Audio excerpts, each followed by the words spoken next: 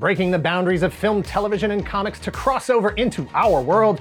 Rock and roll heroes with less than a half shell. Hi, I'm Dan Larson, and this is the history of Teenage Mutant Ninja Turtles coming out of their shells.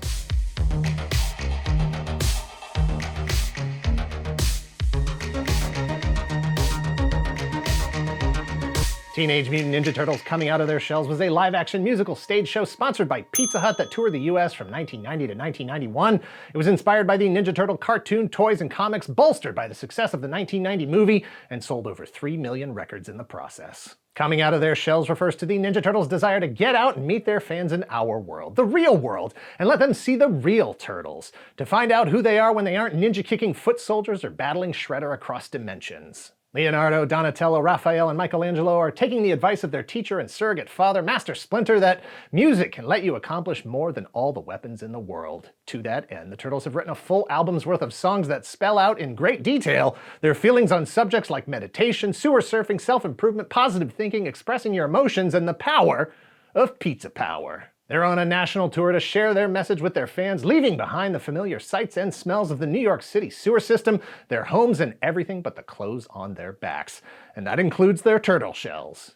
Somehow. But the evil Shredder and his evil ninjas, the Foot Clan, are determined to interrupt every single show with a plan to not only stop the Turtles from performing their music, but to stop all music throughout the world because Shredder hates music. Along with Baxter Stockman, he's developed the D-harmonic convergence converter that steals all the music from the world, and it's up to the Turtles, with the help of audiences across the country, to defeat Shredder and bring the music back.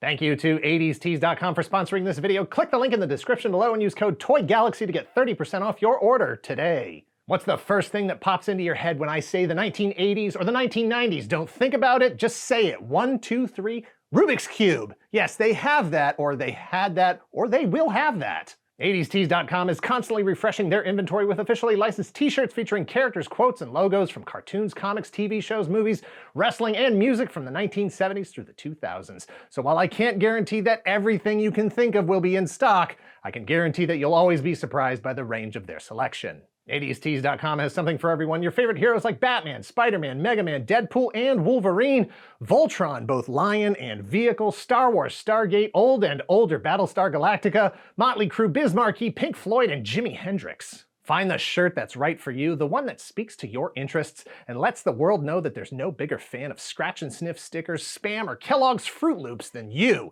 and you can prove it because you're wearing the shirt. Click the link below and use code TOYGALAXY for 30% off your order today. Again, that's code TOYGALAXY for 30% off your order. And thanks again to 80stees.com. Created in 1984 by Kevin Eastman and Peter Laird, the Teenage Mutant Ninja Turtles broke out in 1987 with a daily syndicated cartoon, an action figure line, and nearly every kind of licensed merchandise imaginable. By 1989, they were a global pop culture phenomenon with a live-action feature film in production. Meanwhile, Bob Bejan and Godfrey Nelson were looking for new opportunities to collaborate. Bejan was a singer and dancer who had performed in shows like Grease and West Side Story. Nelson was a musician and composer. As Bejan told the story in a 2020 article on GameSpot.com, he wanted to do more than just be in shows. He wanted to make his own shows, saying, quote, "I wanted to be more than a dancer and just a performer, and I always thought I had an aspiration for a bigger creative vision. I wrote a musical, and I had this very strong point of view that popular music was something that Broadway needed." While his 1987 original production, Strides, didn't reinvent Broadway, it did connect him with Nelson. In 1989, after 2 years of work for hire, they started kicking around ideas for another original production. Bejan was familiar with the Ninja Turtles, having read the first collection of original comics, and they agreed that it might be something they could adapt. It didn't take long before they had written a handful of songs and looked into acquiring the rights. Producing a show about a popular kids' cartoon wasn't a totally original idea. Sesame Street Live had been touring since 1980. Alvin and the Chipmunks toured in 1984 and 85. He-Man and She-Ra hit the road together in 1986. Thundercats, Silverhawks, Street Frogs, Karate Cat, and Gumby combined their powers for Thundercats Live in 1987. In January of 1990, Bejan and Nelson reached out to Eastman and Laird, whom they had never met before. They pitched their idea, played them their songs, and got Eastman and Laird's blessing to proceed. All that was left was to cover the nominal $50,000 licensing fee, which Bejan and Nelson could not afford. Unwilling to give up, Bejan and Nelson reached out to Steve Lieber, a well-known producer whom they had never met before, to pitch their idea. Lieber agreed to partner with them on the production and gave them the $50,000 to cover the licensing fee. As Bejan said in that same GameSpot interview, quote, We signed the licensing rights and got the rights to all live touring, music, video exploitation, merchandising. It was unbelievable. In March of 1990, the Ninja Turtles live-action movie opened to great success and ratcheted Turtle Mania up another level. What was big before was bigger still. There was seemingly no limit to the heights that the Turtles could reach. Bejan and Nelson were further emboldened to produce their show. They recognized how much leverage they had and turned to the pizza providers of America for a corporate partner. Little Caesars and Domino's didn't share their vision, but Pizza Hut bought 3 million copies at $3 each of their as-yet unproduced Ninja Turtles record. That meant that before all the songs were even written, before the actors were cast, before they had a single tour date scheduled, their record was triple platinum. They had $9 million in the bank and a commitment from Pizza Hut to spend an additional $20 million on marketing. On stage for the first time, the Teenage Mutant Ninja Turtles!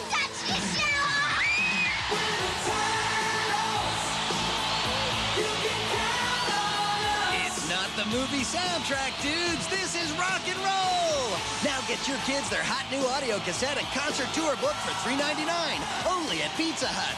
Why Pizza Hut? Because they don't sell pizza in record stores, dude. Pizza Hut, make it great. Like the Muppets and Alf before them, Bejan and Nelson wanted to maintain the illusion that the Turtles were real. The singers who actually recorded the songs were credited as the Turtles' vocal coaches, and the writers were listed as Michelangelo, Raphael, Bob Bejan, Godfrey Nelson, and Keith Forsey. Tracks on the record included songs performed by the Turtles like Coming Out of Our Shells, Count on Us, and Sing About It, Skipping Stones by Master Splinter, and even Shredder's I Hate Music. While sets were being built and costumes designed, they set a premiere in August at Radio City Music Hall and started a media tour to promote the show, which eventually included a high-profile appearance on The Oprah Winfrey Show in November of 1990. While it was mostly mundane and allowed the Turtles to perform multiple songs from the show, it is now infamous thanks to Oprah asking the questions everyone else was afraid to ask. Is there one of the Turtles you like more than the others? I mean, like, is there anything, like, romantic or anything? Oprah, I've been trying to talk her into an interspecies relationships for months now. Whoa, chill, man. And she won't do it, She can't hold her breath. No, she can't do it. The biggest problem is she can't hold her breath long enough, you know?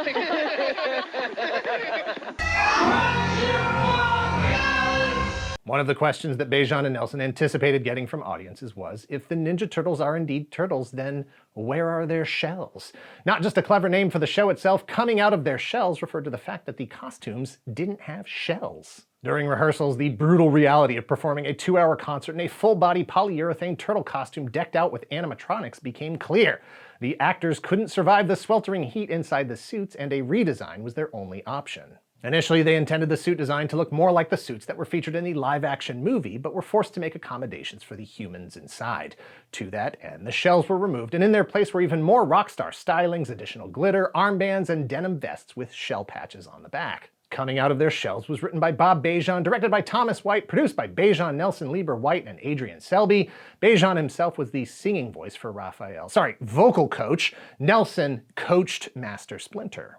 All of the singing and dialogue was pre-recorded and synced with the animatronics in the costume heads.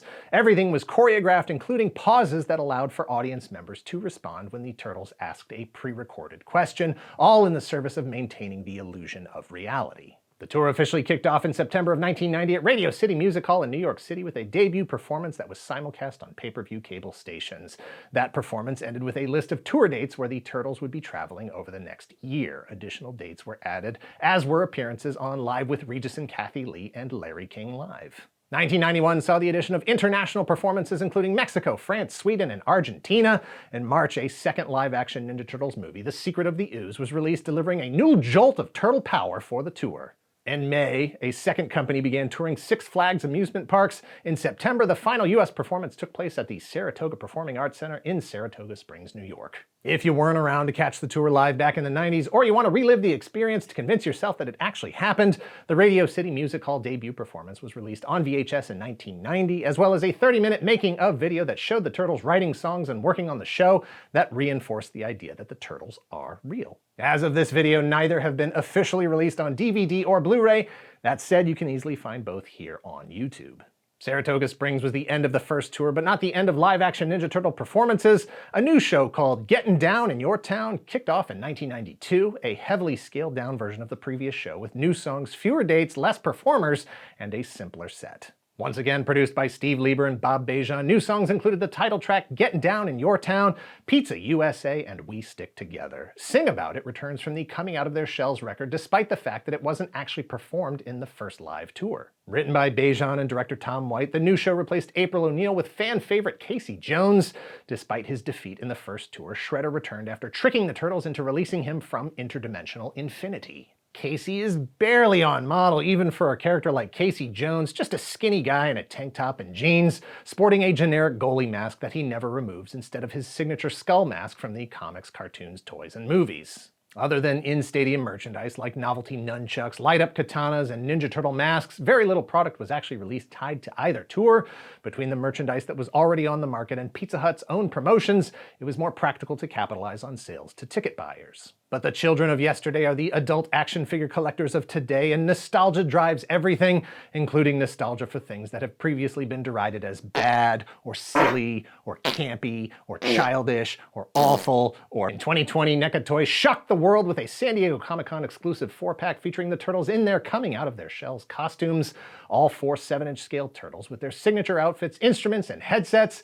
As of this video, no word on April, Splinter, Shredder, or barely on model Casey Jones. We live here in the future, so I don't have to tell you that the Ninja Turtles franchise survived the live tour, regardless what anyone writes about it in their snarky retrospectives or YouTube primers. Reviews in 2024 don't affect box office sales in 1990. The Getting Down in Your Town tour ended in 1993, the same year Teenage Mutant Ninja Turtles 3 was released. The animated series lasted for 3 more years, ending in 1996. The Turtles returned to television and live action one more time for a single season of Next Mutation, produced by Saban Entertainment, featuring a crossover with the Mighty Morphin Power Rangers. Eastman sold his half of the brand to Laird in 2000, which set up a new animated series in 2003, followed by a CG animated film in 2007.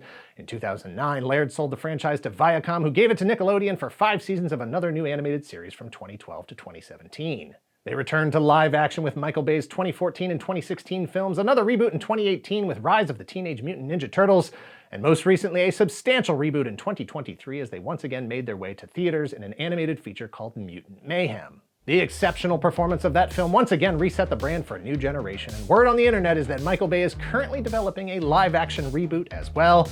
Perhaps this time they won't ignore the formative chapter that saw them travel the globe, singing and dancing as they delivered the message that music is stronger than any weapon, especially when amplified with pizza power.